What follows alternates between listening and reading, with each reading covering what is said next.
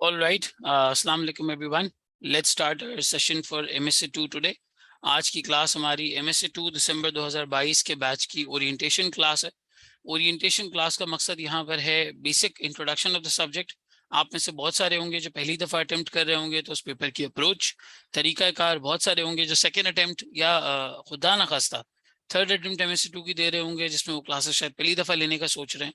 तो उनके लिए ओवरऑल पर्सपेक्टिव में इस पेपर की अप्रोच, इसकी स्ट्रैटेजी, ये वाली सारी चीज़ें हमने जो है वो डिस्कस करनी है। कौन कौन सी कॉमन मिस्टेक्स हैं, कौन कौन सी वो गलतियां हैं जो इस पेपर को करते वक्त की जाती हैं, और किस तरह से हम इसकी क्लासेस को लेकर चल रहे होंगे, इसके पूरे पैटर्न को लेकर चल रहे होंगे। हमें इसके बारे में तमाम तर बातें जो है वो आज की क्लास में करनी है। सेशन को इंटरैक्टिव रखिएगा। मैं आपसे जो है वो बातचीत करता रहूंगा। आप चैट ऑप्शन के थ्रू या इवन माइक के थ्रू जवाब दे सकते हैं। माइक पर बोलना चाहें तो मैं माइक का भी एक्सेस दे दूंगा, आप उस पर भी बात कर सकते हैं। अदरवाइज चैट के थ्रू भी आप अपना सवाल जो है वो भेज सकते हैं। ठीक है। सबसे पहले इस सब्जेक्ट के बेसिक इंट्रोडक्शन की बात कर लेते हैं कि ये सब्जेक्ट है क्या और ओवरऑल पर्सपेक्टिव में कौन कौन सी चीजें इसके अंदर कवर्ड होती हैं। सो primarily MSc 2 is a blend of two things: business management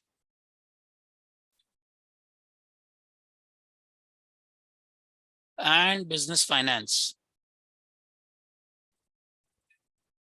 इसके अंदर कतअन 99% केसेस में कोई भी बात अकाउंटिंग, ऑडिटिंग, रिपोर्टिंग, कंप्लायंस इनकी नहीं होगी। हाँ, सीसीजी और टैक्स का कुछ पोर्शन इसके अंदर है। Very little portion comprises of CCG and tax planning.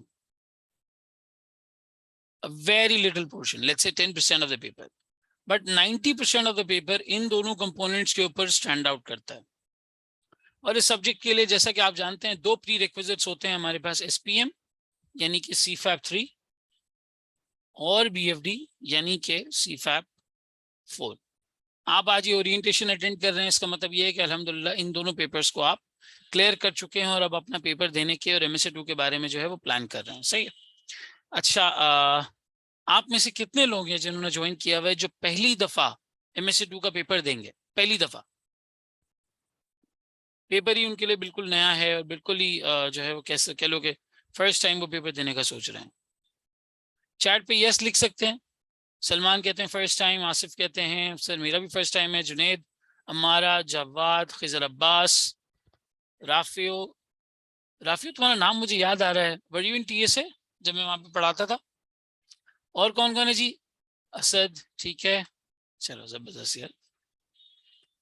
ठीक है, आपका नाम नहीं शो हो रहा, थिंग्स सैमसंग, आपके फोन का नाम नजर आ रहा है। चलिए भाई, सैमसंग वाले भाई भी पहली दफा दे रहे हैं। और कोई ऐसा है हमारी ऑडियंस में इस वक्त जो सुन रहा है जो सेकंड टाइम ये पेपर दे रहे हो?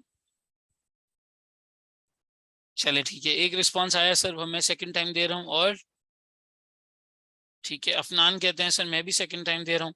अच्छा, पेपर सेकंड टाइम है लेकिन क्लासेस फर्स्ट टाइम है। मैं यही अस्यूम करके चल रहा हूँ कि आप शायद क्लास पहली दफा लेना चाह रहे हैं और पेपर आप सेकंड टाइम दे रहे हैं, ऐसे ही पहली अटेम्प्ट में सेल्फ प्रिपरेशन। अच्छा, भाविश ठीक है, इरफानुल्लाह सही है, बिल्कुल सही है, राफिया रऊफ फर्स्ट टाइम। चलें जबरदस्त। तो थोड़ा सा हमें ऑडियंस का आइडिया हो गया। जो लोग सेकंड टाइम दे रहे हैं वो भी इसको इसी तरह सुने, इसी रेलेवेंस के साथ सुने कि वो शायद MSc 2 के पेपर को पहली दफा जो है वो देखने की कोशिश कर रहे हैं या पहली दफा समझने की कोशिश कर रहे हैं। अब देखो, खुदा ना खास्ता आपने एक अटेम्प्ट दी, दो अटेम्प्ट दी, पेपर नहीं निकला है ना, और ये आपकी दूसरी तीसरी जो भी अटेम्प्ट है, पेपर को इस तरह देखें जैसे आप जिंदगी में पहली बार इस तरह के पेपर को समझ रहे हैं। हम इसके सिलेबस को भी डिस्कस करेंगे, पेपर को भी डिस्कस करेंगे, इसके एग्जामिनर कमेंट्स को भी देखेंगे आज इस सेशन के अंदर कि भाई कहाँ किन किन गलतियों की वजह से लोग MSc 2 में फेल होते हैं। हम हमारे पोर्टल का रिव्यू भी करेंगे जो हमारा IQSF का LMS है, MSc 2 का पोर्टल है। इसके ऊपर लेक्चर्स किस सीक्वेंस से आ रहे हैं, किस तरह से आ रहे हैं, क्या एक तरीका कार हमारा इसको लेकर करने का होगा, सारी बातें हम डिस्कस करते हैं। ठीक है, वन बाय वन। तो हमारा जो ये एग्जाम है बेसिकली MSc 2, ये दो पेपर्स का प्री रेक्विजिट है, इनको क्लियर करके आता है। इसके अंदर बिजनेस मैनेजमेंट और बिजनेस फाइनेंस, ये दो चीजें शामिल है। अक्सर स्टूडेंट्स का ये परसेप्शन होता है कि भाई इस पेपर को ना BFD प्लस SPM के 6 chapters is equals to MSc 2। आप अक्सर स्टूडेंट से पढ़े वो सुने, वो यही बोलते हैं बीएफडी का रिवीजन कर लो, एसपीएम की स्टडी टेक्सचर शुरू के 6-7 चैप्टर्स देख लो जिसमें स्ट्रेटेजी, मार्केटिंग, ये वाली सारी चीजें कवर हुई हुई हैं, और पोर्टर्स, 5 फोर्सेस, बीसीजी मैट्रिक्स, ये वाली चीजें देख लो, इनमें से 2 निकल जाएगा, कोई मसला ही नहीं है। हालांकि टू मी एमएससी 2 का पेपर है ऑफ एनालिसिस,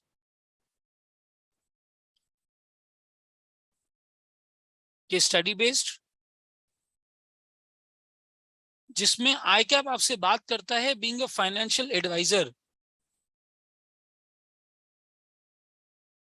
आईकैप आपसे बात करता है बीइंग अ फाइनेंशियल एडवाइजर। अब इसको थोड़ा सा समझने की कोशिश करना, यहाँ पे एक बहुत बारीक डिफरेंस है।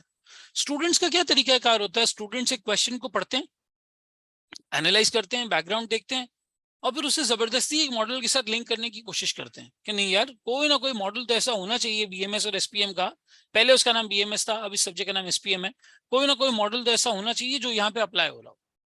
अगर कोई मॉडल नहीं अप्लाई हो रहा तो वो ये सोचने की कोशिश ही नहीं करते कि यहाँ पे पॉसिबल आंसर हो क्या सकता है, पॉसिबिलिटी क्या हो सकती है इस आंसर की।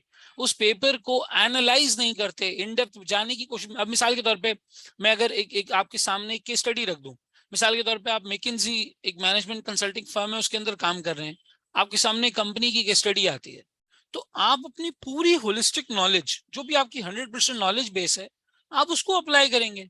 1 2 3 4 5 6 7 8 जितने मसले फाइंड आउट होते हैं उसके स्टडी में, उन मसलों को बाहर निकालेंगे। 8 10 12 जितनी रिक्वायरमेंट्स हैं जो क्लाइंट ने आपसे मांगी हैं उसको समझने की कोशिश करेंगे और फिर अपना रिस्पॉन्स बनाएंगे।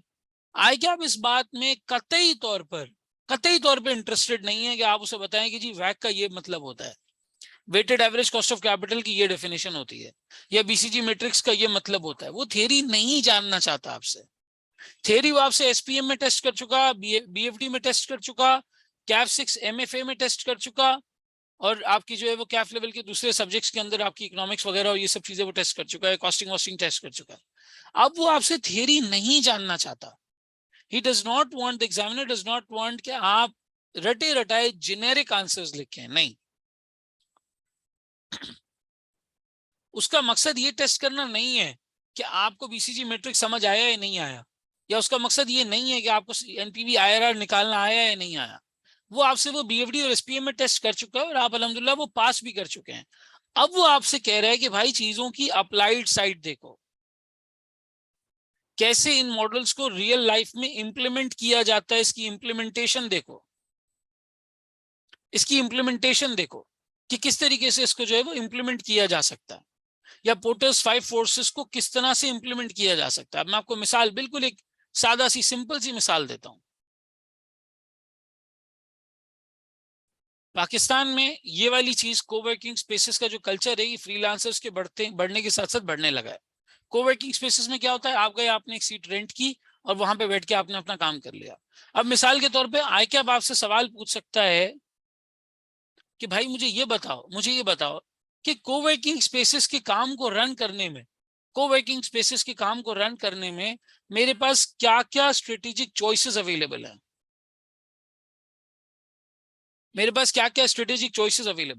स्ट्रेटेजिक चॉइसेस क्या क्या होती हैं भाई। या तो आप बिल्कुल ही सस्ती सर्विसेज प्रोवाइड करें, पैसे भी सस्ते चार्ज करें, कॉस्ट लीडरशिप, ये जेनेरिक स्ट्रेटेजीज की बात कर रहा हूं। एक होती है आपके पास डिफरेंशिएशन, और एक होती है आपके पास फोकस्ड स्ट्रेटेजी।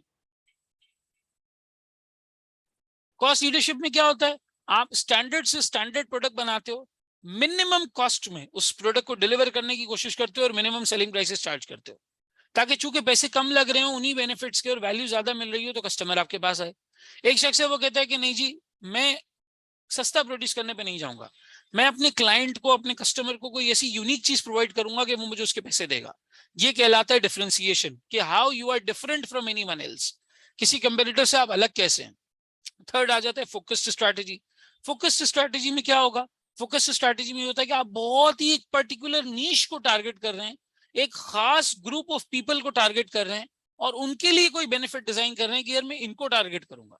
जैसे मिसाल के तौर पे आपके पास फेरारी है या रोल्स रॉयस है, ये डिफरेंशिएशन में फोकस डिफरेंशिएशन की एग्जांपल है, फोकस स्ट्रैटेजी की एग्जांपल है।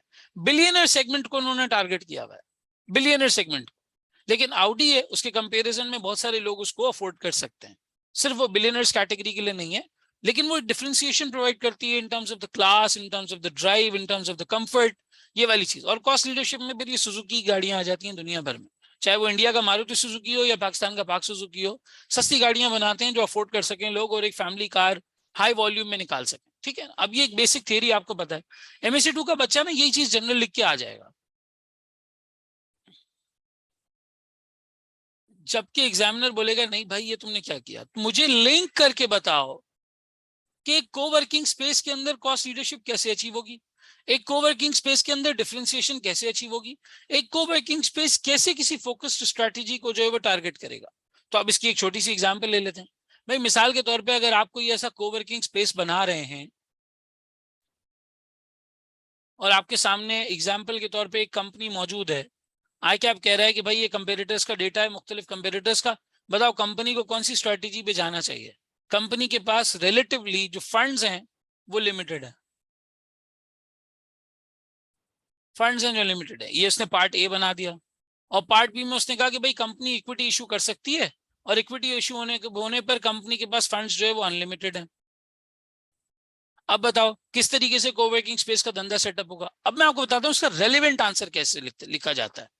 रेलिवेंट आंसर क्या होगा, हम रेलिवेंट आंसर में सबसे पहले कॉस्ट लीडरशिप को टारगेट करते हैं कि भाई ऐसे एक बिजनेस मॉडल के अंदर सस्ता काम किस तरीके से प्रोड्यूस किया जाता है। तो इसका बिल्कुल पर्टिकुलर आंसर कॉस्ट लीडरशिप का यहाँ पर क्या होगा, आप कहते हैं भाई आप बेसिक फैसिलिटीज अच्छी रख दें।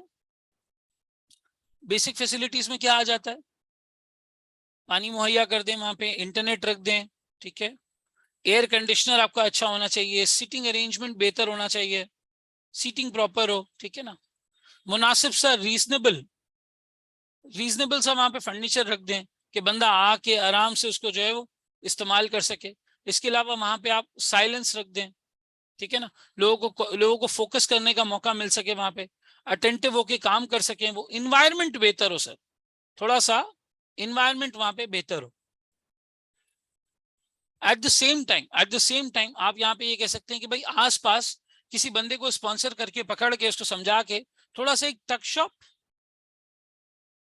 या कोई छोटा मोटा रेस्टोरेंट भी सेटअप कराने की कोशिश करो, और आपको ये कोई ऐसा छोटा सा प्रेयर एरिया, प्ले एरिया भी दे सकते हो। अब देखो ये जो मैंने चीजें बताई है ना आपको, ये एक बंगले में खुल सकती है 240 गज के, कोई ऐसी बड़ी इसके अंदर बात नहीं है, लेकिन मैंने इसमें कोई भी बात जनरल नहीं लिखी है। मैंने ये कहीं पे भी ये नहीं लिखा है कि भाई कॉस्ट लीडरशिप में जो ये वो चीजें सस्ती प्रोवाइड की जाती हैं, प्राइस कम मैंने स्पेसिफिक बात की है कि कोवर्किंग स्पेस में कॉस्ट लीडरशिप का क्या मतलब है। अब यही कोई मुझसे पूछे कि भाई यहाँ पे डिफरेंशिएशन का क्या मतलब है, आप डिफरेंशिएशन कैसे क्रिएट कर सकते हो, कोई ऐसी अलग चीज कैसे प्रोवाइड कर सकते हो, तो मैं यहाँ पे बोलूंगा यार बिल्कुल ना बेहतरीन किस्म की हाई एंड लोकेशन होनी चाहिए, बेहतरीन हाई एंड लोकेशन होनी चाहिए, रिजर्व्ड पार्किंग होनी चाहिए, ठीक है, बड़ा बेहतरीन टॉप व्यू आए from the office, top view हो फ्रॉम द ऑफिस, ठीक है, आपके पास high end high class furniture हो, high class furniture and infrastructure, आपने मीटिंग रूम्स, बोर्ड रूम्स रखे हुए हो, मीटिंग रूम्स है वहां पर, ठीक है ना, फिर बोर्ड रूम्स है वहां पर, लोग आके मीटिंग्स कर सकते हैं, बहुत ही जबरदस्त किस्म का आपने वहां पे इक्विपमेंट रखा हुआ है, हाई क्लास इक्विपमेंट, ठीक है ना, वेंडिंग मशीन्स, जो स्नैकिंग वगैरह लोग करना चाहें वो कर सकें, ठीक है। और जो हमारे कोवर्किंग स्पेसेस में आएगा उनके लिए क्लब की मेंबरशिप्स, कि भाई आप यहाँ पर आ जाएं, आपको फलाने क्लब की मेंबरशिप जो है वो डिस्काउंट में मिल जाएगी। ऑफिस से काम करते ही बंदा आदमी सीधा शाम में जाएगा क्लब की मेंबरशिप जो है वो क्लब में एक्सरसाइज करने के लिए और टाइम स्पेंड करने के लिए। ये मोस्ट स्पेसिफिक आंसर्स बताए मैंने यहाँ पे कोवर्किंग स्पेस में काम करने के। हमारा स्टूडेंट MSc2 के पेपर में क्या लिख के आता है, वो ये लिख के आता है कि जी डिफरेंशिएशन एक ऐसा अमल होता है जिसके अंदर आप जो है वो बहुत अच्छे अच्छे बेनिफिट्स प्रोवाइड करते हैं और उसके लिए पैसे भी ज्यादा चार्ज करते हैं। नहीं, एग्जामिनर तुमसे डेफिनेशन नहीं पूछ रहा है, एग्जामिनर तुमसे स्पेसिफिक बात पूछ रहा है कि इस सेगमेंट में तुमने बात करनी क्या है, ये जो बैकग्राउंड तुम्हें कंपनी का दिया हुआ है, जो इन्फॉर्मेशन तुम्हें कंपनी की दी हुई है, इस मॉडल में क्या करना चाहिए। अब वो क्या क्या चीजें पूछता है, ये किस तरीके से इस पूरे पेपर के अंदर जो है वो चीजें पूछी जाती हैं। आओ स्ट्रक्चर पे बात करते हैं पेपर के। सवालों को साथ साथ तो चैट ऑप्शन पे पोस्ट करते हैं, ठीक है। स्ट्रक्चर पे बात करते हैं। सर स्ट्रक्चर वाइज हमारे पास 3 क्वेश्चंस होते हैं। एक क्वेश्चन होता है हमारे पास 50 मार्क्स का, ये पहला क्वेश्चन होता है। दूसरा होता है 25 मार्क्स का, ये दूसरा क्वेश्चन होता है।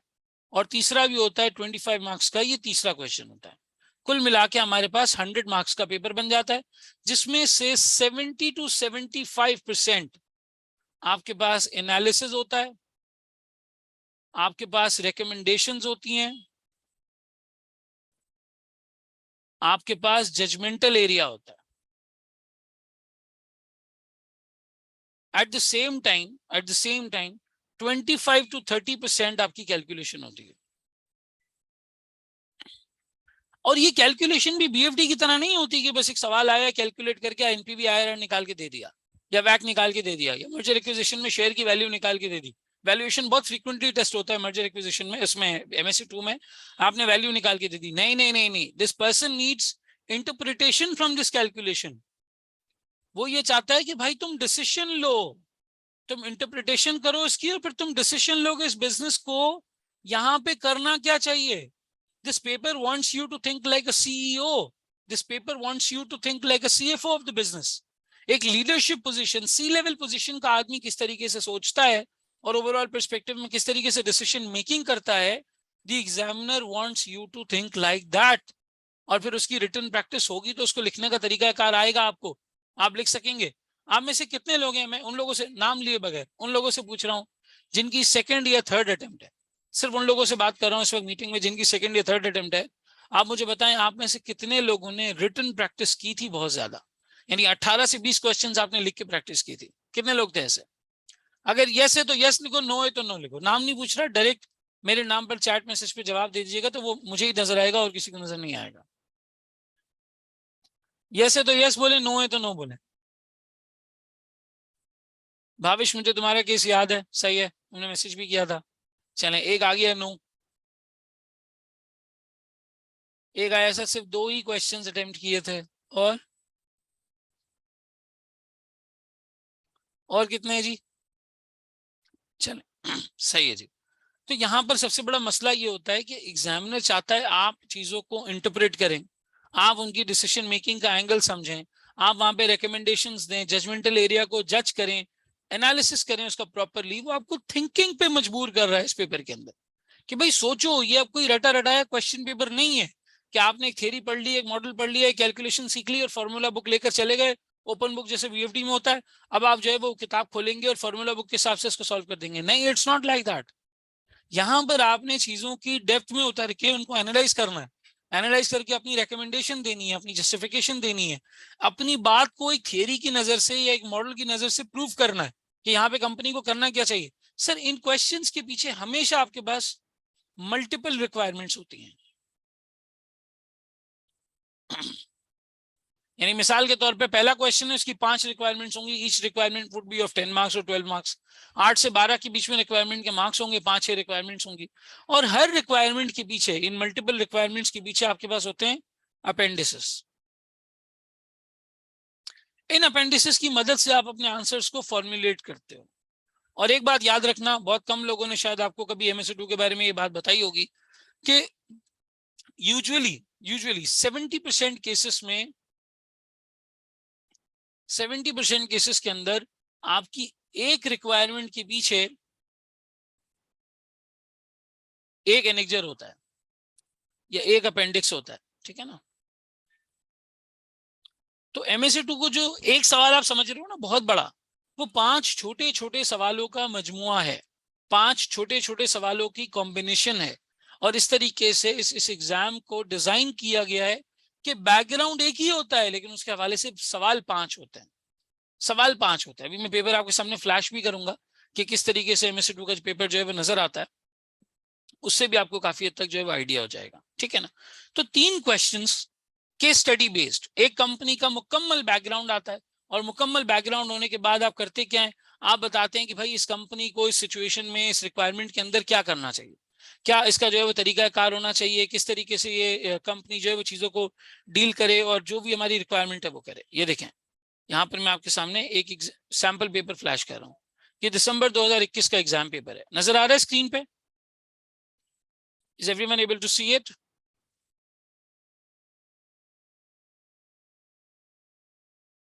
ठीक है जी। अब देखो, ये जरा मैं तुम्हें पेपर का एक ओवरव्यू दिखाया था, पेपर किस तरीके का आता है।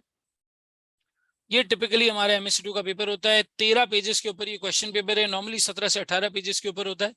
ठीक है, 4 घंटे का, तकरीबन 4 पौने 4 घंटे का ये पेपर होता है आपके पास। ये क्वेश्चन नंबर 1 है, ये इसकी मल्टीपल रिक्वायरमेंट्स आ रही है, 13 number, 4 number, 6 number, 6 number, 5 number, 6 number, 10 number, total 50 number का हो गया। फिर उसके बाद आपके मुख्तलिफ अपेंडिसेस आ रहे हैं, अपेंडिक्स 1, अपेंडिक्स 2 और अपेंडिक्स 3। नॉर्मली आपकी एक दो रिक्वायरमेंट्स का आंसर एक अपेंडिक्स से निकल रहा होता है, दूसरी रिक्वायरमेंट का आंसर दूसरी अपेंडिक्स से निकल रहा होता है, सो ऑन सो फॉर्थ। ठीक है, इस तरीके से हर अपेंडिक्स के अंदर से एक रिक्वायरमेंट का आंसर निकल रहा होता है। आप अगर आगे आए, क्वेश्चन नंबर 2 देखें, question number 2 is of 25 marks. यहाँ पे मेरे पास अपेंडिक्स 1 है, अपेंडिक्स 2 है। At the same time we have this question number 3, ये भी 25 मार्क्स का है। यहाँ पे भी हमारे पास क्वेश्चन नंबर अपेंडिक्स 1 है और अपेंडिक्स 2 है और अपेंडिक्स 3 है। कुल मिला के क्वेश्चन हमारे पास इस तरीके से बन रहा है। अब जैसे मैं पहले सवाल को देखूं यहाँ पर, तो पहले सवाल के अंदर इन्होंने financial non financial performance analyse करवाई है। इन्होंने शेयर होल्डर्स के पर्सपेक्टिव से कंपनी के ऑब्जेक्टिव और ग्रोथ के बारे में पूछा है। फिर यहाँ पे सजेशन मांगा है, यहाँ पे आपकी बात पूछी है कि भाई यास्मीन के सजेशन को आप डिस्कस करो और बताओ क्या अप्रोच होनी चाहिए मार्केटिंग की तरफ, मार्केटिंग की बात भी पूछी है। सेगमेंटेशन के ऊपर एक क्वेश्चन है यहाँ पे, जो मार्केट सेगमेंटेशन हम पढ़ते थे एसपीएम के अंदर। फिर हमारे पास जो है वो वेंचर कैपिटल का एक कॉन्सेप्ट आ रहा है। फिर हमारे पास एथिकल पर्सपेक्टिव से एथिक्स के ऊपर एक क्वेश्चन आ रहा है। इस तरह मुख्तलिफ, और एंड में टैक्स की इम्प्लीकेशन और टैक्स लाइबिलिटी आ रही है। इस तरीके से कर करा के मुख्तलिफ जावियों से मल्टीपल रिक्वायरमेंट्स एक क्वेश्चन के अंदर आती हैं, क्वेश्चन नंबर 1 के अंदर, 2 के अंदर, 3 के अंदर। सर एरियाज कौन से कवर होते हैं? एक तो आपने बताया कि इसका राइटिंग स्टाइल कैसा है, पेपर का स्टाइल कैसा है, वो कौन से एरियाज हैं जो इसमें कवर होते हैं। इसके लिए हम यहाँ पे एमएससी2 का सिलेबस ले आते हैं। Just give me a minute.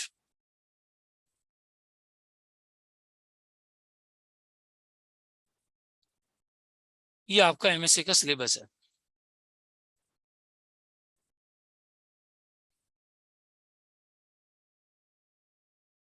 ठीक है जी, ये देखो, ये आपका एमएससी2 का एरिया है।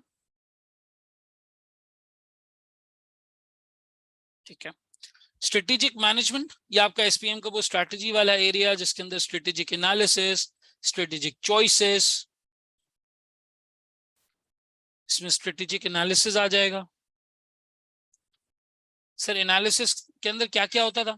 एनालिसिस के अंदर होता था पेस्टल, एनालिसिस के अंदर होता था 5 फोर्सेस, इसके अंदर था पोर्टर्स डायमंड। ठीक है, यहाँ पर था आपके पास कैपेबिलिटी एनालिसिस, यहाँ पर था आपके पास वैल्यू चेन एनालिसिस, यहाँ पर था आपके पास एसएफए और विजन मिशन। ये वाला पूरा एरिया यहाँ पे इंक्लूडेड है। और क्या है सर? फिर आपके पास है स्ट्रेटेजिक चॉइसेस। स्ट्रेटेजिक चॉइसेस में क्या क्या आ जाता है? स्ट्रेटेजिक चॉइसेस में आपके पास आ जाता है कॉस्ट लीडरशिप, यहाँ आ जाता है डिफरेंशिएशन, यहाँ आ जाता है फोकस। ठीक है, फोकस स्ट्रैटेजी। ठीक है, यहाँ पर आ जाता है आपके पास बीसीजी मैट्रिक्स, यहाँ पर आ जाता है जी एंड्स ऑफ ग्रोथ मैट्रिक्स।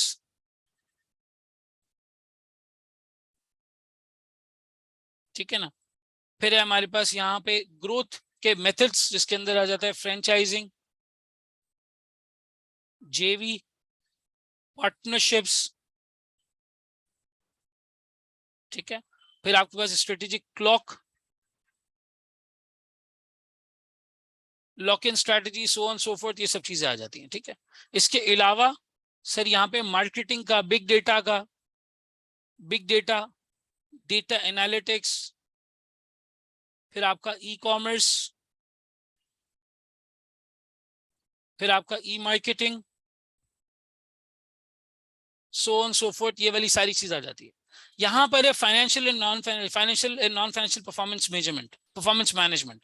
इधर हम क्या करते हैं सर, पार्ट बी के अंदर यहाँ पे हम तमाम तर किस्म के रेशियोज फिर हम यहाँ पे देखते हैं बैलेंस्ड स्कोर कार्ड, फिर हम यहाँ पे देखते हैं केपीआईज टारगेट्स, ठीक है। फिर हम यहाँ पे देखते हैं सस्टेनेबिलिटी रिपोर्टिंग। सस्टेनेबिलिटी आप लोगों ने कॉस्टिंग में पढ़ा होगा, अब वो एमएफए का पार्ट बन चुका है, या इस तरह से जो है वो एसपीएम के अंदर भी आपने सस्टेनेबिलिटी रिपोर्टिंग पढ़ा हुआ होगा। बैलेंस स्कोर कार्ड, रेशियोज अब एसपीएम के अंदर इंक्लूड हुआ है। आप में से जिसने बीएमएस क्लियर किया है, बीएमएस में रेशियो एनालिसिस और ये सारी चीजें नहीं थी, लेकिन एमएसए 2 में है। सवालात आते हैं, बाकायदा पीएनएल बना हुआ आता है, बैलेंस शीट बनी हुई आती है, आपको एनालाइज करना होता है what the company is doing wrong, वो कौन सा काम है जो कंपनी यहाँ पे गलत कर रही है, जो कि नहीं होना चाहिए, जो कि गलत हो रहा है यहाँ पे। वो वाली सारी चीजें बहरहाल इसके अंदर जो है वो मुकम्मल तौर पे यहाँ पे डिस्कस होती हैं फाइनेंशियल नॉन फाइनेंशियल के अंदर। आप इसकी वेटेज देखो, दिस इज तकरीबन 40%, तकरीबन ये आपका 40% का एरिया है, और ऊपर तकरीबन 50% का एरिया है। इन दोनों को अगर आप मिला लो तो आपका तकरीबन 85% का एरिया यहीं से बन जाता है। 85% का एरिया यहीं से बन जाता है, बाकी तकरीबन 15% का एरिया यहाँ से बनता है। ये क्या है सर? टैक्स प्लानिंग, और ये हमारा codes of corporate governance and ethics, CCG, और एथिक्स वाला एरिया। अब एथिक्स तो ऐसा सब्जेक्ट है जो हम पता नहीं सीए के शुरू से लेके आखिर तक तमाम के तमाम चैप्टर्स के अंदर, ये तमाम के तमाम सब्जेक्ट्स के अंदर हम एथिक्स को देखते हैं। पता नहीं हम इतने अनएथिकल लोग हैं कि अब हमें एथिक्स पढ़ाता रहता है, लेकिन अनएथिकल नहीं है, जरूरी है बीइंग चार्टर्ड अकाउंटेंट, सही है। तो ये वाली सारी चीजें यहाँ पर जो है वो मुकम्मल तौर पर इस तरीके से आती हैं। फिर कभी कभी वो आपसे वर्किंग कैपिटल भी पूछ सकता है। अच्छा, वर्किंग कैपिटल में वो आपसे फैक्टरिंग नहीं पूछेगा, या टिपिकल जो एक कॉस्टिंग वाला वर्किंग कैपिटल होता है वो नहीं पूछेगा, लेकिन वर्किंग कैपिटल मैनेजमेंट के नॉर्मल तरीकाकार कंपनी को कहाँ फोकस करना चाहिए, रिसीवेबल पे क्या इंप्रूवमेंट्स हो सकती हैं, पेएबल पे क्या इंप्रूवमेंट्स हो सकती हैं, इन्वेंट्री किस तरह कम की जा सकती है, basic basic just in time EOQ का मॉडल, ये हमें चीजें पता है। तो ये हमें अपनी नॉलेज से लिखना है। आई कैप यहाँ पे ये अज्यूम नहीं करता कि अब कोई चीज आपके सिलेबस में कवर नहीं हुई थी पास्ट में तो वो यहाँ पे नहीं पूछेगा। भाई वो सब कुछ पूछ सकता है, वो आपको एक फाइनेंशियल एडवाइजर के तौर पे देख रहा है। आपने आर्टिकल्स करते हुए 2 साल गुजार लिए, कम से कम बेयर मिनिमम भी आपने 2 साल गुजार लिए। आपने 4 से कंपनीज को देख लिया है, किस तरह से दुनिया में काम होता है, प्रोफेशनल्स कैसे काम करते हैं, पार्टनर्स किस तरह काम करते हैं, आपने ये सब चीजें देख ली हैं। एक जमाने का तजर्बा आपके अंदर जो है वो आहिस्ता आहिस्ता जगह बनाने लगा है। तो उन सब चीजों को मद्देनजर रखते हुए यहाँ पे आपके पास केस स्टडीज आती हैं, और उन केस स्टडीज के अंदर वो इस तरह की चीजों को भी टेस्ट कर सकता है। वर्किंग कैपिटल है, फिर एक्सपेंशन है, ये वाली सारी चीजें इसके अंदर जो है वो यहाँ पे इस तरह से आ जाती हैं। वो आपसे सपोर्टिंग कैलकुलेशंस के तौर पे एनपीवी निकलवा सकता है, आईआरआर निकलवा सकता है, वैक निकलवा सकता है, एमआईआरआर निकलवा सकता है। वो यहाँ पे वैल्यूएशंस बहुत फ्रीक्वेंटली पूछता है, बहुत फ्रीक्वेंटली, मर्जर्स एंड एक्विजिशन। लेकिन सर क्या कैलकुलेशन बहुत कॉम्प्लेक्स होती है, हमें बीएफडी का बहुत इन डेप्थ जाके देखना पड़ेगा? नहीं, कैलकुलेशन इतनी कॉम्प्लेक्स नहीं होती, इतनी ज्यादा डिफिकल्ट नहीं होती। Calculations are not that difficult, calculations relatively reasonable होती हैं। लेकिन वो मुश्किल क्यों नहीं होती? क्योंकि यहाँ पे उसका मकसद कैलकुलेट कराना नहीं है, कैलकुलेशन के पीछे जो सोच है, जो थॉट प्रोसेस है, जो थिंकिंग है, वो डेवलप करवाना मकसद है।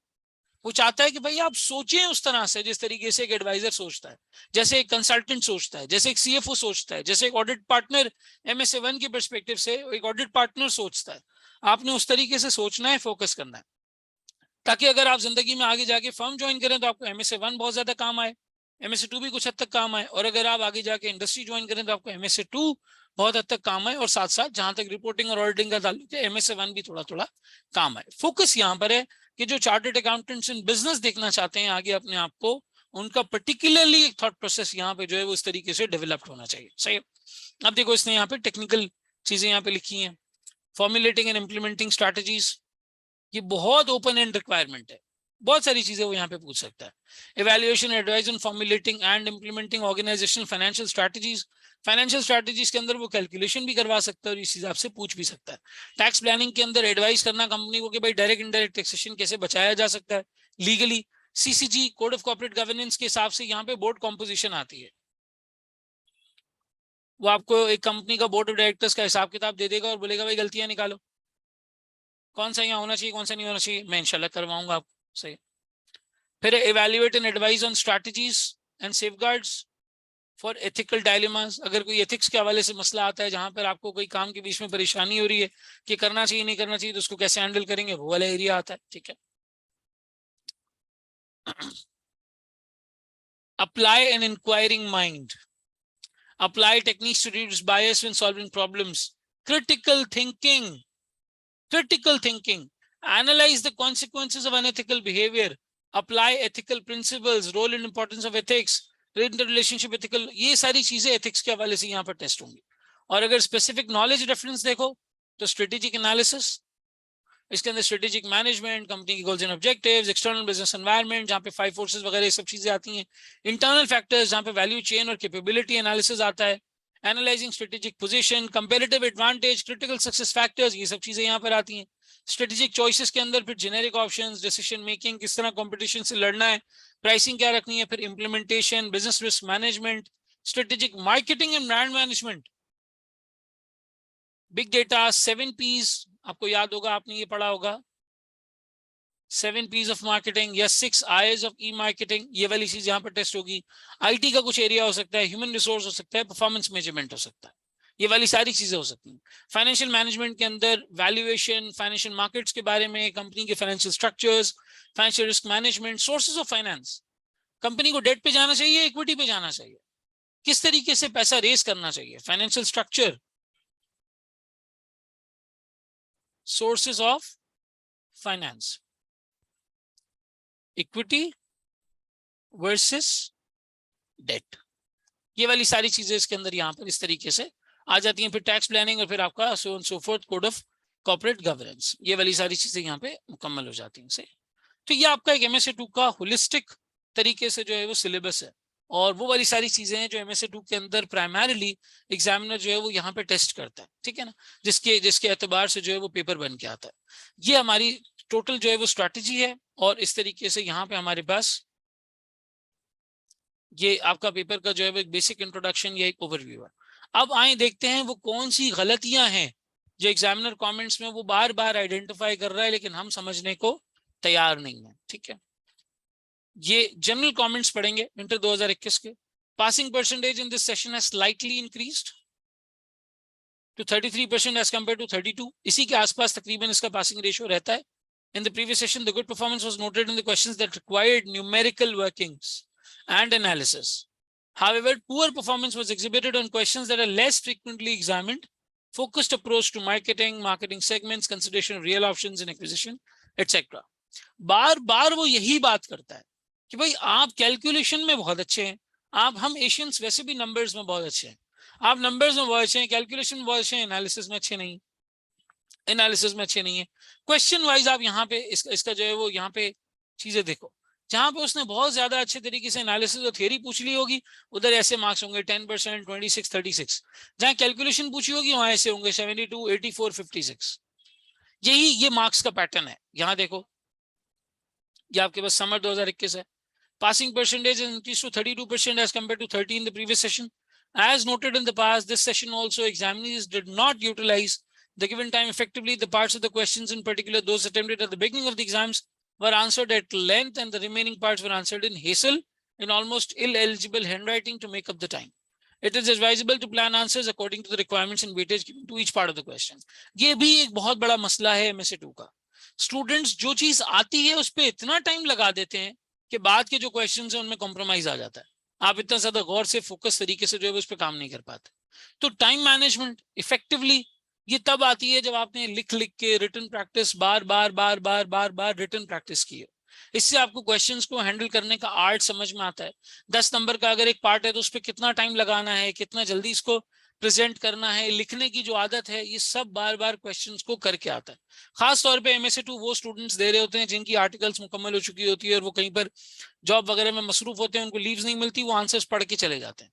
आखिरी 2-3 दिन 4 दिन रिपोर्टिंग के दिनों में लीव्स मिलती हैं क्योंकि आपके एग्जाम जनवरी, जून और दिसंबर के आसपास होते हैं. करीब वो आखिरी मंथ जो है वो जरूरी होता है, रीजनल रिपोर्टिंग हो रही होती है, किसी की बजटिंग हो रही होती है, लीव्स नहीं मिल पाती, और फिर जो है वो रिजल्ट यही निकलता है कि वो थोड़ा सा रीड करके आंसर्स जो है वो चले जाते हैं. हालांकि ये वाली चीज अपने पैर पर कुल्हाड़ी मारने के बराबर है, इनफैक्ट कुल्हाड़ी पर पैर मारने के बराबर है कि आप सिर्फ रीड करके चीजों को जा रहे हैं. इस तरह से टाइम मैनेजमेंट, लिखने का अंदाज, एनालिसिस, रिकमेंडेशंस, इसकी आदत नहीं बिल्ड होगी अगर आपकी क्वेश्चंस की रिटन प्रैक्टिस नहीं होगी. फिर आ जाओ आपके पास अगला वाला, ये है हमारे पास winter 20. Passing percentage in this session has declined to 30 as compare to 34. Average यही चल रहा है 30-35 के आसपास. The poor performance in taxation ethics section reflect the selective studies इसको लोग कवर नहीं करते हैं, sales tax implication, income tax वगैरह को।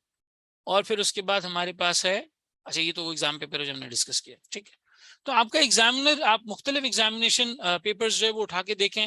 MSc2 का एग्जामिनर बार बार कह रहा है कि भाई MSc2 में स्टूडेंट्स कैलकुलेशन में तो बहुत अच्छे होते हैं, वैल्यूएशन करनी होती है बेहतरीन करके दे देते हैं, लेकिन जहां पे बात आती है एनालिसिस की, जहां पे बात आती है रिकमेंडेशंस की, जहां पे बात आती है थ्योरेटिकल एरिया की, वहां पर इतना अच्छा परफॉर्म नहीं कर पाते। तो इस पूरी चीज को मद्देनजर रखते हुए हमें इस बात को समझने की कोशिश करनी है कि ये पेपर कर करके, सॉल्व कर करके हमें जो है वो समझ में आएगा और हम इसको कर सकेंगे। यहाँ पर इतना जो है वो कहने के बाद मैं छोटा सा आपको एक इंट्रोडक्शन यहाँ पे अपना देना चाहूंगा। After the paper, after the overall MSc2 के बाद फिर हम अपने पोर्टल की तरफ चलते हैं कि हम क्लासेस किस तरह कंडक्ट करेंगे और हमारा तरीका कार इसको करने का जो है वो क्या होगा। मेरा नाम मोहम्मद मुजम्मिल मुनाफ है and I am an associate chartered accountant. मैंने अपनी आर्टिकल्स 2018 में मुकम्मल की और CA जो है वो 2017 में क्वालिफाई किया। After that I stayed at PwC Pakistan for about a year as assistant manager. उसके बाद मैं पाकिस्तान से बाहर गया with KPMG Saudi Arabia. I worked over there for a while और फिर उसके बाद I came back to Pakistan in 2019 and last quarter 2019 और फिर मैंने यूनिलीवर पाकिस्तान से कंटिन्यू किया। यूनिलीवर पाकिस्तान में मेरा एक्सपीरियंस फाइनेंस पार्टनरिंग का था। I was taking up 4 business roles over there, जिसमें लॉजिस्टिक्स की पार्टनरिंग थी, केपिक्स प्रोजेक्ट का ओवरसाइट था, कंट्रोल्स की वैल्यूएशन थी और उसके साथ साथ एक आध दो और एंसिलरी टास्क थे। फिर उसके बाद I ended up being the finance partner for the demerger of their T business. उनका चाय का बिजनेस जो डीमर्ज हुआ और फिर आगे जाके एक सेपरेट एंटिटी के अंदर कन्वर्ट हुआ, उसका पूरा डीमर्जर होते वक्त मैंने इस प्रोसेस को होते हुए देखा, उसकी लाइव इंप्लीमेंटेशन देखी। फर्ग्यूसन में भी आर्टिकल्स के दौरान कुछ इंपेयरमेंट टेस्टिंग के हवाले से, वैल्यूएशंस के हवाले से कुछ टास्क थे जो मैंने वहां पर कंडक्ट किए। थोड़ा अर्सा मेरा वहां पर एडवाइजरी डिपार्टमेंट भी गुजरा, जिसमें मैंने एक पब्लिक प्राइवेट पार्टनरशिप के फाइनेंशियल मॉडल के ऊपर काम किया और उसका पूरा business case, business plan develop करने की जो है बहरहाल कोशिश की। At the moment right now मैं अपनी एक एडवाइजरी कंपनी रन कर रहा हूँ। That's an investment advisory company at the moment and it comes under securities act 2015 and SFA 2017। It's an advisory company जो पाकिस्तान स्टॉक एक्सचेंज की कंपनीज को analyse करती है और क्लाइंट्स को एडवाइस करती है कि कब, किस वक्त, किस तरह के मौके पर उन्हें क्या मूव लेना चाहिए in terms of their short term and long term investing methods. ठीक है, सो मेरा day in day out basis पर काम है कंपनीज को पढ़ना, एनालाइज करना और उनकी चीजों को इन एंड आउट समझने की कोशिश करना, so that I am equipped enough to advice my clients basically कि उनको क्या करना चाहिए और क्या नहीं करना चाहिए। यही चीज मैं यहाँ पर पढ़ाता भी हूँ। IQ के प्लेटफॉर्म से SPM, BFD और MSc2 ये तीनों सब्जेक्ट्स अल्हम्दुलिल्लाह फाइनल के मेरे ही पास हैं। इन तीनों का लिंक भी बहुत ज्यादा क्लोज है, बहुत ही क्लोजली ये तीनों सब्जेक्ट्स लिंक्ड हैं आपस में और इनको स्टूडेंट्स को डिलीवर भी मैं ही करता हूँ। तो MSc2 पढ़ते वक्त अगर कहीं BFD पे फंसोगे मैं ही बताऊंगा, SPM में कहीं फंसोगे मैं ही बताऊंगा। और कैफ के लेवल पे जो सब्जेक्ट नया इंट्रोड्यूस हुआ है MFA का, Kaif 6 MFA managerial and financial analysis, उसका भी तकरीबन 35% एरिया मेरे ही पास है। तो from the basic to the finals and then to the MSA level, ये बिजनेस मैनेजमेंट और बिजनेस फाइनेंस, ये दो वो एरियाज हैं जो बेसिकली मैं कंडक्ट करता हूं और ओवरऑल लेवल पे उन्हें पढ़ाने की कोशिश करता हूं। अब आए यहाँ पे आपको मैं दिखा देता हूँ कि हमारा MSc2 का पोर्टल किस तरीके से नजर आता है और हमारी क्लासेस का तरीका कार क्या होगा। इसके बाद फिर हम चलते हैं उन कॉमन मिस्टेक्स की तरफ या उन चीजों की तरफ जो एग्जाम में स्टूडेंट्स करते हैं। सो ये हमारा MSc2 का पोर्टल आपको यहाँ पे नजर आ रहा होगा, दिसंबर 22 एंड ऑनवर्ड्स। ठीक है, इसको बड़ा ध्यान से समझना है कि किस तरीके से यहाँ पे चीजें अलाइन हुई हुई हैं और फिर उसके बाद आगे क्लासेस लेना, सब कुछ करना आपके लिए रिलेटिवली बड़ा आसान हो जाएगा। सो ये हमारा MSc2 का पोर्टल है। आपके पास मोबाइल पे एप्लीकेशन में इसी तरह से लेक्चर्स आ रहे होंगे। लाइव सेशन में आपको वो लिंक मिलता है जिस पे क्लिक करके आप ज्वाइन कर सकते हैं। यहाँ पे इंट्रोडक्शन टू MSc2 के अंदर बेसिक MSc2 क्या है, किस तरह से है, क्या अप्रोच होनी चाहिए, वो लेक्चर आ रहा है। आज भी जो मैंने ओरिएंटेशन की है वो मैंने इसी टैब में इंशाल्लाह ताला अपलोड कर देना है। सही है, आपको BMS के कॉन्सेप्ट्स परेशान करते हैं, ये उसका पूरा रिवीजन यहाँ पे मौजूद है। Business management summary for MSc2, 2.5 घंटे का तकरीबन लेक्चर है। आप इस लेक्चर को देखें, मतलब अगर कोई देखता है, सारा कॉन्सेप्ट का रिवीजन बिजनेस मैनेजमेंट का यहाँ हो जाएगा। BFD के रिवीजन 2 लेक्चर्स आ रहे हैं, ये तकरीबन आपके पास तकरीबन 2.25 घंटे, 2 घंटे के 2 लेक्चर्स आ रहे हैं। इन लेक्चर्स के अंदर पूरा BFD का वो एरिया जो MSc2 के अंदर टेस्ट होता है उसके कॉन्सेप्ट्स का रिवीजन हुआ है। ठीक है, फिर आ जाओ कोड ऑफ कॉर्पोरेट गवर्नेंस। ये पूछा जाता है, कोड ऑफ कॉर्पोरेट गवर्नेंस की यहाँ पे वीडियो आ रही है। टैक्स की चीजें पूछी जाती हैं, टैक्स एस्पेक्ट्स, टैक्स की एक रिलेटिव समरी यहाँ पर आपके पास आ रही है, ठीक है। फिर आई कैप के पास पेपर्स आते हैं विंटर 2017 में, ये क्वेश्चन 1, क्वेश्चन 2, आई कैप का क्वेश्चन पेपर, उसके सॉल्यूशंस, उसके एग्जामिनर कमेंट्स, ये सब चीजें आ रही है। समर 18 क्वेश्चन 1, क्वेश्चन 2, क्वेश्चन 3, सारा रीडिंग मटेरियल इसका यहाँ पर आ रहा है, examiner comments, suggested solution, class की जो एक्सेल फाइल जिसके ऊपर मैंने सवाल करवाया है वो तक इसके ऊपर अपलोडेड है, वो भी मौजूद है। फिर इसी तरीके से विंटर 18, फिर इसी तरीके से समर 19, फिर इसी तरीके से विंटर 19, ठीक है। फिर इसी तरह विंटर 20, समर 21 और विंटर 21। तकरीबन तमाम अटेम्प्ट्स 90% क्वेश्चंस जो आज तक आए के अपने MSc2 में पूछे हैं, ये मैंने करवा के ऑलरेडी इस पोर्टल के ऊपर आपके लिए मौजूद रखे हुए हैं। ये क्वेश्चन नंबर 1 है, ये 2 है, ये 3 है। 3 पेपर्स आते, 3 क्वेश्चन आते हैं एक पेपर में, तीनों मौजूद है, सही है। फिर आ जाए ICW की क्वेश्चंस के ऊपर। ICW का क्वेश्चन नंबर 1, 2, 3, 4, 5, 6, 7, 8, 9, 10 और फिर उसके बाद नीचे पूरा उसका मटेरियल, क्वेश्चंस, उसके सजेस्टेड आंसर्स, उसका कोई अगर और कोई सपोर्ट मटेरियल है, वो एक्सेल फाइल्स जिसके अंदर मैंने इसको सवाल के क्लास के अंदर करवाया है वो भी इसके अंदर मौजूद है। और सबसे खास बात ये, कोई भी क्वेश्चन आप पिक करोगे ना, मिसाल के तौर पे प्रीमियर इलेक्ट्रॉनिक मैन्युफैक्चरिंग है, तो इसमें मैंने क्या पढ़ाया है वो ब्रैकेट में लिखा हुआ आ रहा है। यहाँ पे पोर्टल्स 5 फोर्सेस टेस्ट हुए हैं, APV टेस्ट हुई है, इम्प्लीमेंटेशन टेस्ट हुई है, इधर वर्किंग कैपिटल टेस्ट हुआ है, बिजनेस रिस्क टेस्ट हुआ है। ICW में आ जाओ, ICW के अंदर growth strategies, valuation, sources of finance, financial performance का analysis, digital marketing, big data, foreign investment, forex, sources of finance, demerger, growth strategies, buyback, valuation, financial performance analysis, 5 forces, risk, growth strategies, valuation methods, merger valuation, big data, balance scorecard, performance management, हर चीज जितनी भी आप MSc2 के अंदर सोच सकते हैं ना, वो सारी की सारी यहाँ पर आपके पास जो है वो मौजूद है। सर इस अटेम्प्ट में आप क्या करवाएंगे, अगर ये सब पोर्टल के ऊपर अवेलेबल है, हमारी क्लासेस कब कब होंगी, इस अटेम्प्ट में हम किस तरीके से काम कर रहे होंगे। ठीक है, हमारी क्लासेस वीकेंड पर होंगी, एक इंशाल्लाह ताला सैटरडे को होगी, एक इंशाल्लाह ताला संडे को होगी। 1 क्लास 1 क्वेश्चन, ये हमारा फोकस होगा।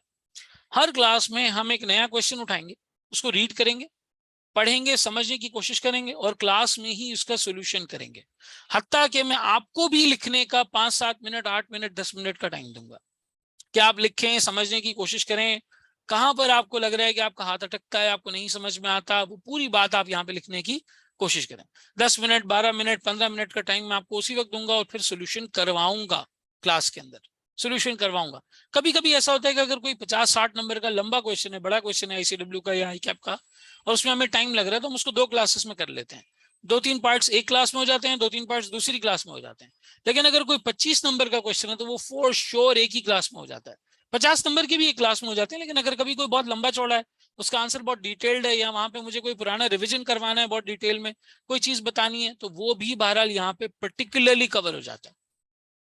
और पर्टिकुलरली कवर करके हम उसको जो है वो इस तरीके से मुकम्मल तौर पे जो है क्लास के अंदर कंप्लीट कर लेते हैं। सही, मुझे बताओ क्या एक तरीकेकार वाली स्ट्रैटेजी होनी चाहिए, जो क्वेश्चंस हुए हुए हैं उन्हीं को दोबारा करवा दें, या क्लास में नए क्वेश्चंस करवाएं और जो रखे हुए हैं वो आप रिकॉर्डिंग के तौर पे देख सकते हैं। क्या करना चाहिए हमें यहाँ पे। और आपका कोर्स चलेगा तकरीबन आप समझें अगस्त का महीना, अब तो जुलाई एंड हो ही चुका है, 30 तारीख हो गई है जुलाई की। अगस्त का महीना होगा आपका कोर्स, सितंबर चलेगा, अक्टूबर चलेगा, एक महीना आपके पास पूरा रहेगा नवंबर का, जिसमें आप तैयारी कर सकते हैं। अक्टूबर के मिड में हम अपना कोर्स मुकम्मल कर लेंगे, 1.5 महीना तकरीबन रहेगा। जिन लोगों को रिवीजन की टेंशन होती है, हमें पिछला याद नहीं आ रहा, ये रहा भाई बिजनेस मैनेजमेंट के कॉन्सेप्ट्स का रिवीजन हुआ है, ये BFD के कॉन्सेप्ट्स का रिवीजन हुआ है, आपके सामने मौजूद है, आपके सामने इन डिटेल मौजूद है। BFD का जहां जहां रिवीजन की जरूरत होगी, कोई और चीज होगी, कोई और इस तरह की कोई चीज होती है, वो भी मैं इंशाल्लाह ताला आपको करवा दूंगा। इस रिवीजन में मैंने वैक कवर किया है, फाइनेंसिंग कवर किया है, इन्वेस्टमेंट अप्रेजल कवर किया है, मर्जर एक्विजिशन कवर किया है। ठीक है, BFD के कॉन्सेप्ट्स रिवीजन के अंदर यहाँ पे फॉरेक्स कवर हुआ है। फिर बिजनेस मैनेजमेंट में आओ तो इस तरह की जो शुरू के 5-6 चैप्टर्स वाली चीज हमने अभी सिलेबस के अंदर देखी, वो तकरीबन यहाँ पे जो है वो कवर हुई हुई है। और अब मैं चाहूंगा कि मैं और क्वेश्चंस करवाऊं, तो अब आप में से कोई इस पोर्टल का एक्सेस लेता है ना, तो आपको नए क्वेश्चंस के बाद यहाँ पे एक हेडिंग नजर आएगी। वो हेडिंग क्या होगी, क्वेश्चन,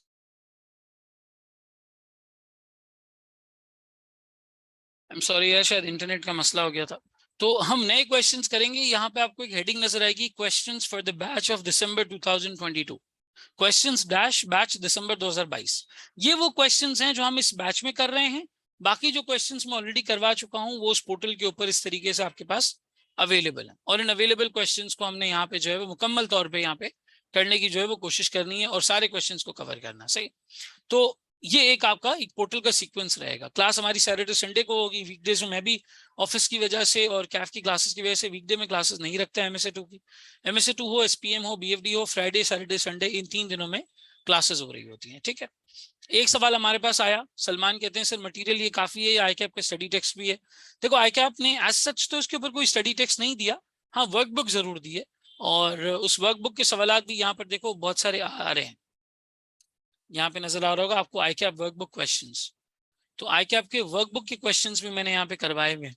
लेकिन आई कैप के वर्कबुक के क्वेश्चंस मजीद भी हम यहाँ पे कर सकते हैं, और क्वेश्चंस भी जो है वो कर सकते हैं। स्टडी टेक्स्ट एज सच आई कैप ने नहीं दी हुई है। और इसका जो एक बुक का अंदाज है ना, आप अगर रीडिंग करना ही चाहते हैं कि आपको कंटेंट रीड करना है, तो आप अपनी अर्लियर स्टडीज की किताबों से भी कर सकते हैं, और आप ICW की स्टडी टेक्स्ट से भी जो है वो रीडिंग कर सकते हैं, या अगर और कोई भी एग्जामिनर मटेरियल आपको मिलता है तो वो आप कर सकते हैं। मेरा फोकस आपके दिमाग में थियरी उतारने से ज्यादा इस बात के ऊपर है कि मैं आपको लिखना सिखाऊं। मैं आपको ये बताऊं कि भाई लिखा कैसे जाता है MSA2 में, कैसे एनालाइज किया जाता है बिजनेस के किसी मामले को, किसी मैटर को, कैसे उस पर डिसीजन मेकिंग की जाती है। अगर कंपनी पाकिस्तान से बाहर एक्सपेंड कर रही है तो करना चाहिए या नहीं, कंपनी अगर किसी कंपेटिटर को एक्वायर कर रही है तो करना चाहिए या नहीं, कंपनी अगर किसी दूसरी कंपनी के साथ JV बना रही है, पार्टनरशिप कर रही है, फ्रेंचाइजिंग पे जा रही है, तो क्या ऐसा करना मुफीद साबित होगा या नहीं होगा। कंपनी को यहाँ पे कॉस्ट लीडरशिप की तरफ जाना चाहिए, डिफरेंशिएशन की तरफ, किसी प्रोडक्ट को प्लेसमेंट के एतबार से, प्रमोट करने के एतबार से क्या स्ट्रैटेजी होनी चाहिए मार्केटिंग के एंगल से। और आप इस वक्त for example product life cycle की कौन से स्टेज पर हैं, प्रोडक्ट डेवलपमेंट करनी चाहिए, मार्केट डेवलपमेंट हो, डाइवर्सिफिकेशन की तरफ एक कंपनी मूव कर रही है, या मार्केट पेनिट्रेशन की जरूरत है।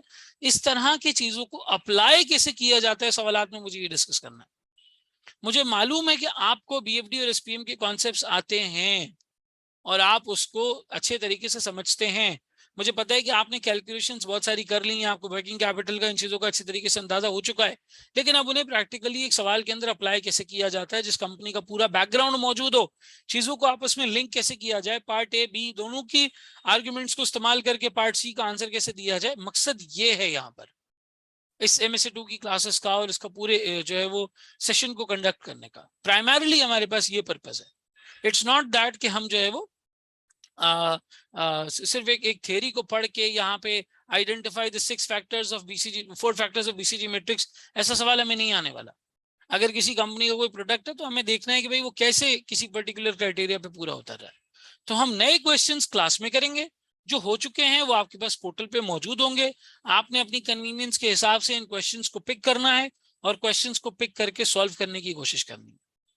अगर मिसाल के तौर पे आपकी वैल्यूएशन वीक है तो आपको वैल्यूएशंस में मसला होता है, आप खोलें जहां पे वैल्यूएशन आपको नजर आ रही है, जिस सवाल के अंदर मिसाल के तौर पे ये हमारा ICW क्वेश्चन है, पहले वाले में वैल्यूएशन हुई हुई है, फिर इस तरीके से आप आगे आते चले जाएं, बायबैक का जिक्र हुआ है 4 में, रेफर्ड PLC में वैल्यूएशन हुई हुई है। ठीक है, फिर ये ICW page part C PLC part 2 valuation methods, आप वैल्यूएशन को पिक कर लें, मर्ज एंड वैल्यूएशन। अगर आपको बैलेंस स्कोर कार्ड का इशू होता है, ये स्कोर कार्ड आ रहा है, आपको बिग डेटा का इशू होता है, ये बिग डेटा आ रहा है, ये यहाँ पे बिग डेटा आ रहा है, आपको फ्रेंचाइजिंग कोलैबोरेशन का मसला होता है, ये वाला सवाल आ रहा है, बिग डेटा के ऊपर सवाल आ रहा है, फॉरेक्स के ऊपर सवाल आ रहा है, आप इन क्वेश्चंस को पिक करें और पिक करने के बाद इनको जो है वो आप सॉल्व करें। टारगेट क्या होना चाहिए सर? टारगेट होना चाहिए दो सवाल क्लास के साथ, 2 सवाल खुद से। एक वीक के अंदर 4 सवाल करने हैं आपने, एक वीक के अंदर। 2 महीने के अंदर आपने 32 क्वेश्चंस कर लिए ना, आई कैन गारंटी यू आपका हाथ बहुत आराम से चलेगा आंसर्स को अटेम्प्ट करते वक्त। आपको पर्टिकुलरली समझ आएगा कि कब किस सवाल के अंदर किस तरीके से किस चीज को पिक करना है और उसको वहां पे प्रेजेंट करना है। अगर आपने 32 क्वेश्चंस कर लिए, बहुत इजी टारगेट दे रहा हूं मैं आपको।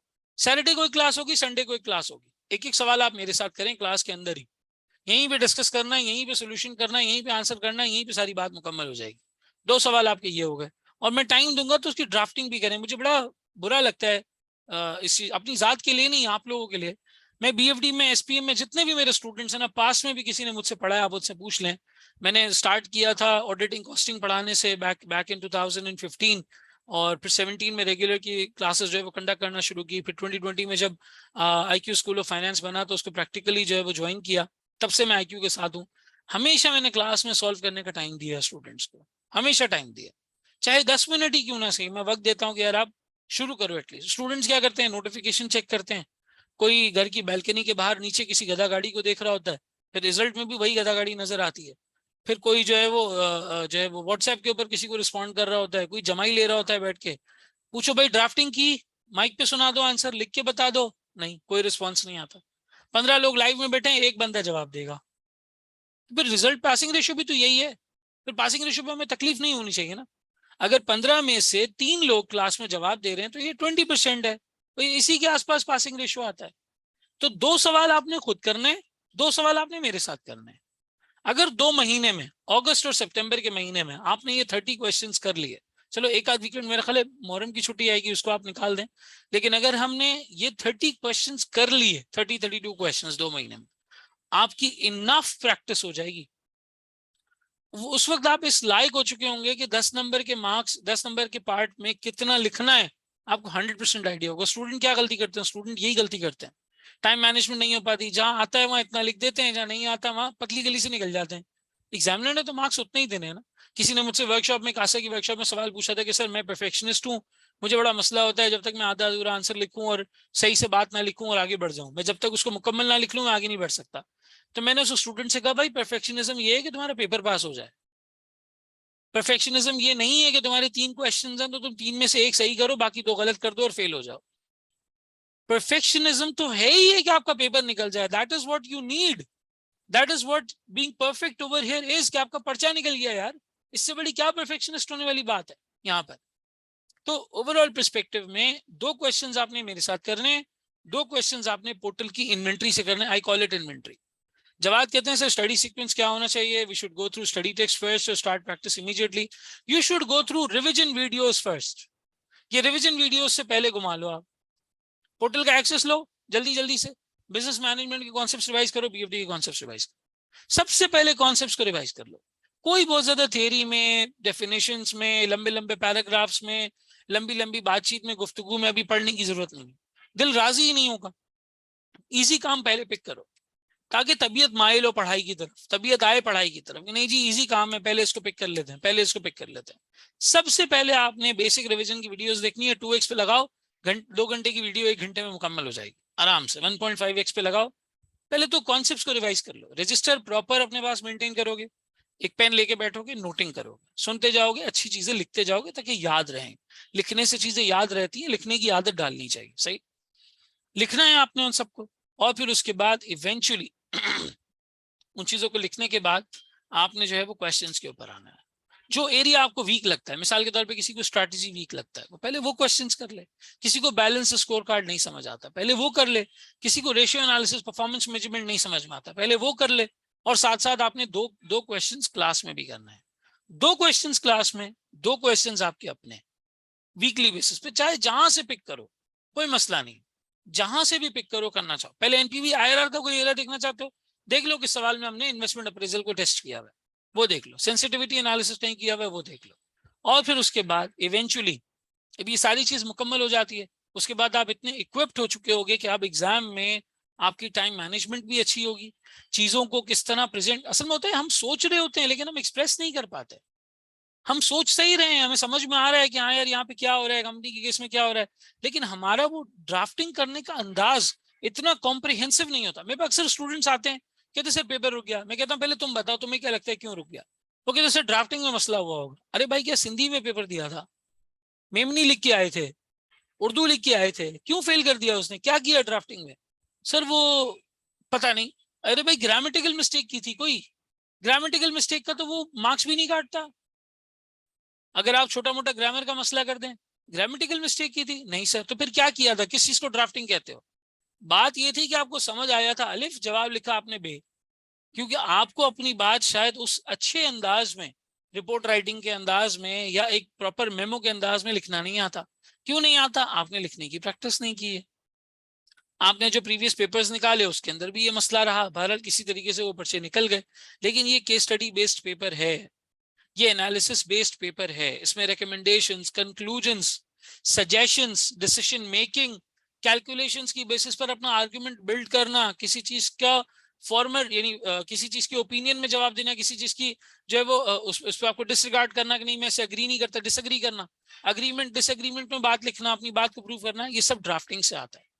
तो 2 क्वेश्चंस आपने मेरे साथ क्लास में करने, वो लिखे हुए आ रहे होंगे पोर्टल के ऊपर, क्वेश्चंस डैश बैच दिसंबर 2022, और 2 क्वेश्चंस आपने आपकी क्लास के अलावा खुद से करना है। 1 वीक के अंदर 4 क्वेश्चन, महीने में हो गए 16 क्वेश्चन, 2 महीने में हो गए 32 क्वेश्चन। या आपने अगर अगस्त और सितंबर में कर लिया, आप अक्टूबर और नवंबर में इतने कॉन्फिडेंट होंगे इस पेपर को लेके कि फिर आप बस ऊपरी दूसरी चीजों पर काम करें, आप अपने कॉन्सेप्ट्स को रिवाइज करते रहें, कोई रीडिंग मटेरियल पिक करना है वो कर लें, मजीद कोई क्वेश्चंस करने हैं वो कर लें, और फिर उसके बाद इवेंचुअली जो है वो आप पेपर देने की पूरी फॉर्म कंडीशन या फॉर्म के अंदर आ जाएंगे। ठीक है ना। अब बताओ कोई सवाल किसी का यहाँ पर?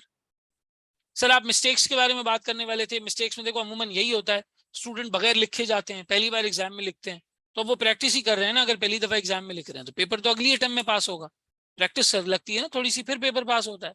यही प्रैक्टिस घर पे कर लो, यही प्रैक्टिस जो आई कैप में करने जा रहे हो घर पे कर लो। सर आई कैप में पेपर टाइम बाउंड करना होता है, तो घर पे भी प्रैक्टिस टाइम बाउंड करनी है। आई कैप में 1 मार्क के लिए तकरीबन 1.8-2 मिनट मिलते हैं, तो हमें भी घर पे 1.8 मिनट्स के अंदर या 2 मिनट के अंदर कर लेना है।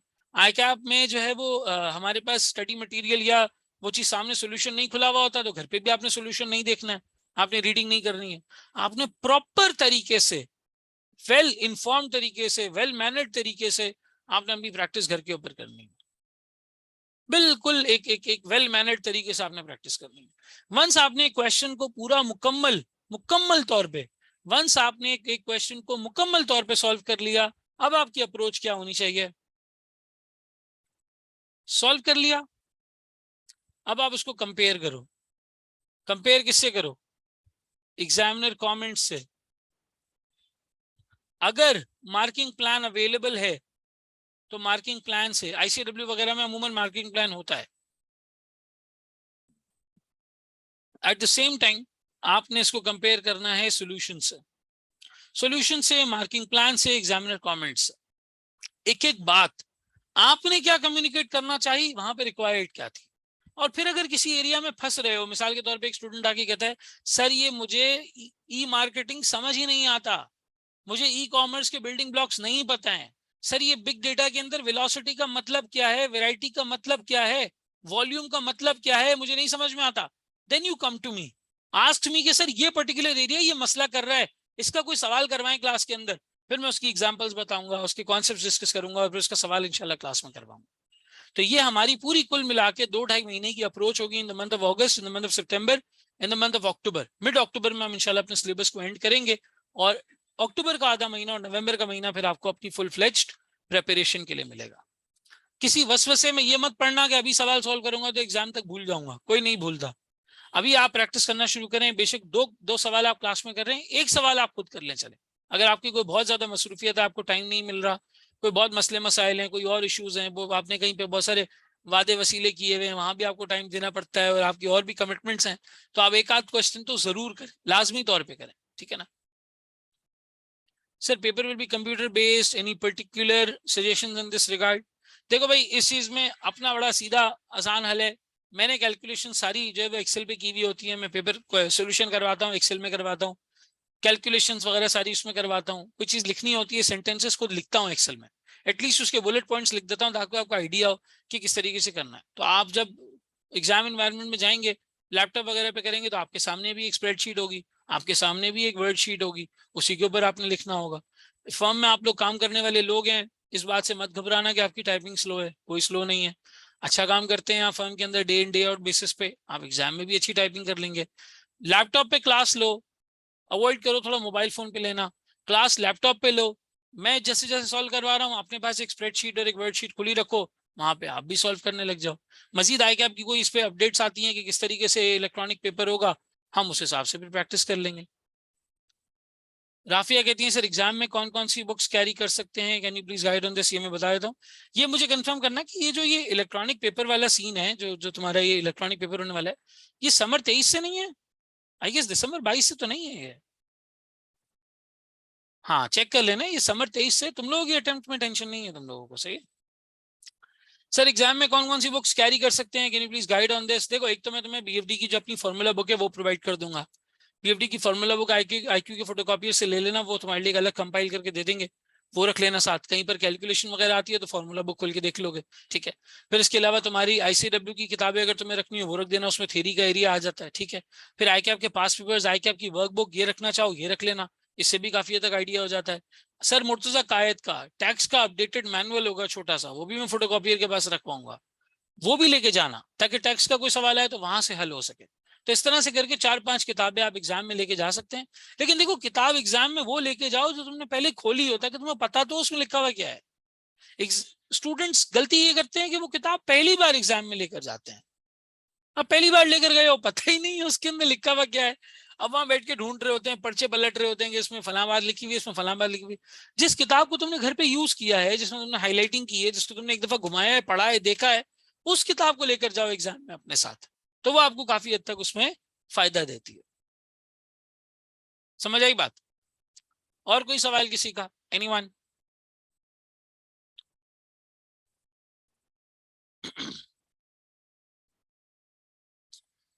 चले, आई गेस और कोई क्वेश्चन नहीं है। तो यहां तक आते आते तकरीबन हमारी 1.25 घंटे की डिस्कशन में हमने MSc 2 के बारे में समझा, इस पेपर का स्ट्रक्चर समझा, इसका सिलेबस देखा, वो गलतियां जो स्टूडेंट्स यहाँ पर करते हैं वो देखी, कौन कौन से एरियाज इसमें टेस्ट होंगे वो देखा, मैंने अपना एक छोटा सा इंट्रोडक्शन दिया, और किस तरीके से मैं आपकी क्लासेस को लेकर चलूंगा ये मैंने आपको ओवरऑल पर्सपेक्टिव में बताया, ठीक है ना। तो ये पूरा एक तरीका कार होगा हमारी जो है वो क्लासेस को लेकर चलने का।